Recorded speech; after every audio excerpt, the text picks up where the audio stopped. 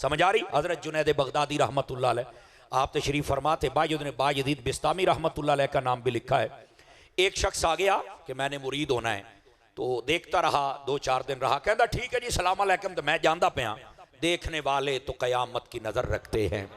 आपने फरमाया भाई जा तो रहे हो, पहले ये बताओ आए क्यों थे, जरा अपना मकसद भी जाहिर करो। तो वो कहने लगा मैं आया था कि आपका मुरीद हो जाऊं और देखूं कि आप क्या हैं, मैं कुछ देखना चाहता था, तो बस मैं जा रहा हूं। तो फरमाया फिर कुछ नहीं देखा। उसने कहा नहीं मैंने तो कोई खास बात नहीं देखी, मतलब हमारे यहाँ कहते हैं पीर वो होता है खाली देख पई होवे तो लंगर नाल भर जावे तो ऐ जी बड़ा करनी वाला पीर है, तंदूर वेला होवे तो रोटियां दा ऐ जी बड़ा करनी वाला पीर है। अल्लाह दे बंदे तेनू कहने आख्या जेड़ा करामता वखावे वो पीर हुंदा है? आपको किसने कहा है? ये तो जादूगर भी दिखा सकता है आपको, वो 5 रुपए इसकी जेब में डालता है उसकी जेब से निकाल लेता है, तो बैत कर लोगे उसकी? अल्लाह के बंदो तुम्हें किसने कह दिया? शोभदाबाजियों का नाम पीरी मुरीदी नहीं है। जो अल्लाह के वली होते हैं ना वो करामतें नहीं दिखाते, वो खुद ब खुद जाहिर हो जाती है। उनका ये शोभा नहीं, वो खुद ब खुद जाहिर हो जाती हैं। तो फिर अल्लाह का वली क्या दिखाता है? वो दिखाता है या फर्मा बरदारी खुदा दिखाता है या फर्मा बरदारी मुस्तफा दिखाता है। समझ आ रही है? अब वो कहते तुमने क्या देखा? कहना नहीं मैं तो बड़ी गल कोई नहीं देखी, बहरहाल मैं जानता पाया। आपने फरमाया अच्छा ये बता कि मुझे तुमने इतने दिनों में शरीयत के खिलाफ कोई काम करते देखा है?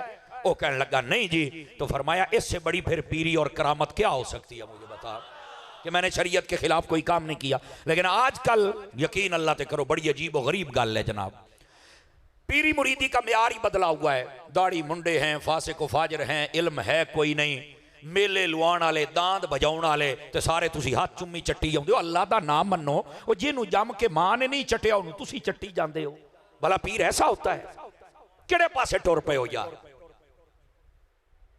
और अगर लफ्ज पीर कोई समझ लिया जाए, वैसे ये फारसी का लफ्ज है, माना बुजुर्ग होता है, लेकिन अगर पीर बमाना पैरवी ली जाए तो आप जिसके हाथ में हाथ देंगे ना उसकी पैरवी करेंगे, तो पैरवी किसकी करे? वो करवाएगा, वो मेरे आका की पैरवी कराएगा।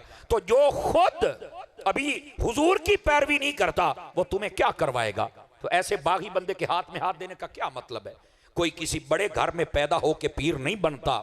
सैयदी आला हज़रत साहब रहमतुल्लाह अलैह आपने फतावा रज़िया शरीफ के अंदर 4 शर्तें पीर की लिखी हैं। आप फरमाते हैं पहली शर्त पीर होने के लिए कि वो सहीहुल अकीदा सुन्नी हो। आवाज कमजोरों वाली है, मेरे पीर भाई काफी बैठे हैं, तुम्हारी आवाज भी आज मट्ठी है। सबसे पहली शर्त सहीहुल अकीदा सुन्नी, और दूसरी शर्त फरमाया बाअमल भी हो, फासिक ना हो, लोगों के सामने गुनाह ना करे, बामल होना चाहिए, दूसरी शर्त। अब तीसरी फरमाया कुरान और हदीस का माहिर आलिम भी हो, क्योंकि जाहिल कभी वली नहीं बन सकता। ये सैयदी आला हज़रत साहब रहमतुल्लाह अलैह फतावा रज़िया में सवाल हुआ जाहिल वली बन सकता है? आपने फरमाया नहीं, यह तयशुदा उसूल है, मत्तखज़ल्लाहु वलिय्यन जाहिला, अल्लाह किसी जाहिल को कभी वली बनाता ही नहीं है, हमेशा आलिम को वली बनाया जाता है। समझ आ रही है? तीसरी शर्त पीर होने के लिए। और चौथी उसका सिलसिला मेरे नबी तक मुत्तसिल हो, ये इसकी चौथी शर्त है। ये 4 शराइत जिसमें पाई जाएं, यानी सुन्नी भी पक्का हो, आवाज कमजोरों वाली है, सुन्नी तो पक्का पढ़ना पड़ेगा ना, समझ आ रही है? बाअमल भी हो, बेअमल नहीं। बाद लोग ये समझते हैं कि शायद हम पीरों के घर पैदा हो गए तो हमें 7 कत्ल माफ है, असी जो मर्जी करिए। नहीं हो मेरा चन्न है, तुहाडे ते डबल अमल है, तुहाडे उत्ते जरूरी अपना भी कर ते दुनिया नूं भी आख। क्या मसला यहां पर, क्या चीज है?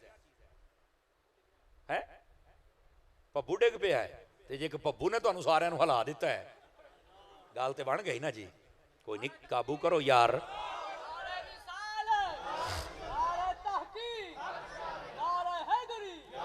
तवज्जो है जी आप सब हज़रात की, इस बात को जरा ध्यान से सुनिए और आपकी तवज्जो दाएं बाएं होगी, दाएं बाएं देखना भी बंद कीजिए और एक मर्तबा ज़ौक़ जोड़ने के लिए जरा सुभान अल्लाह भी फरमा दीजिए प्यार के साथ। अब जरा बात सुनिए जो मैं आपकी खिदमत में कह रहा हूं, तो खुद भी अमल करे, दूसरों को भी करवाए। तो ये बात है, तो इस्तिकामत अगर शरीयत पे हो जाए तो उससे तो अच्छा बंदा ही कोई नहीं, और ये शराइत पाई जाए तो वो पीर है, उसके हाथ में हाथ दे के आप बैत हो सकते हैं। समझ आ रही है आप हज़रात को? तो आप इस्तिकामत की दुआ करें हजरत इब्राहीम अलैहिस्सलाम, और उसके बाद क्या कहा? वाले वाले दैया, या अल्लाह ना सॉरी, रब्बे जालनी मुकीमस्सलाति व मिन ज़ुर्रियती, फरमाया मुझे भी नमाजी बना दे और मेरी औलाद को भी नमाजी बना दे।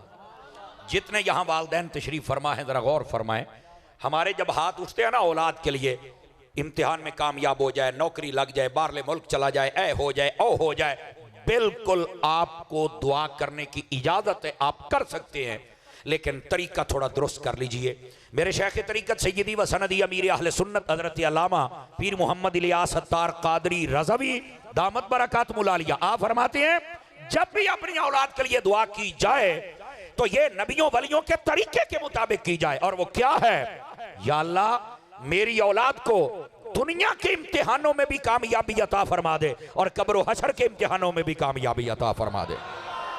या अल्लाह मेरे बच्चे को यहां भी हलाल रिज़्क़ अता फरमा दे और जन्नत की भी नेमतें अता फरमा दे। अपनी औलाद की इस तरह दुआ किया करें। लेकिन हमने एक ही तरफ रखी हुई है कि जिसके अंदर हम सिर्फ ये नौकरी लग जाए, मकान बन जाए, पास जरा इंटरव्यू पास हो जाए, फलाना टमकाना, वो सारा कुछ जो वे ये सारा कुछ बने, लेकिन ये भी दुआ करया करे बंदा भी बने। आवाज कमजोरों वाली है आप हजरात की, ठीक है। और हम दुआ करवाने के लिए अमूमन मौलवियों और पीरों के पास जाते हैं। नेक लोगों से दुआ करवाना मना नहीं है, लेकिन अब्बा जी आपको पता है सबसे ज्यादा दुआ कबूल आपकी होती है। मेरे नबी ने फरमाया सलासु दाअवातिन मुस्तजाबुन ला युरद्दुहुन्ना, फरमाया 3 दुआएं हैं कभी रद्द नहीं होती, कबूल ही कबूल है। पूछा गया किस किस की, फरमाया एक मजलूम की जिस पर लोग जुल्म करें और उसकी सुनने वाला कोई ना हो।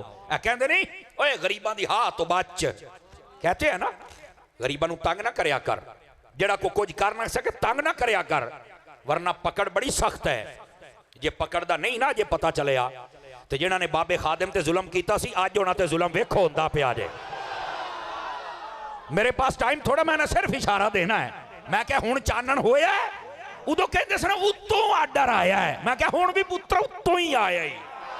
तकड़ा हो तकड़ा, काबू हो। तुम्हें बड़ा समझाया था हमारे बुजुर्ग उलमा ने, ओए दीन नाल पंगे ना ले।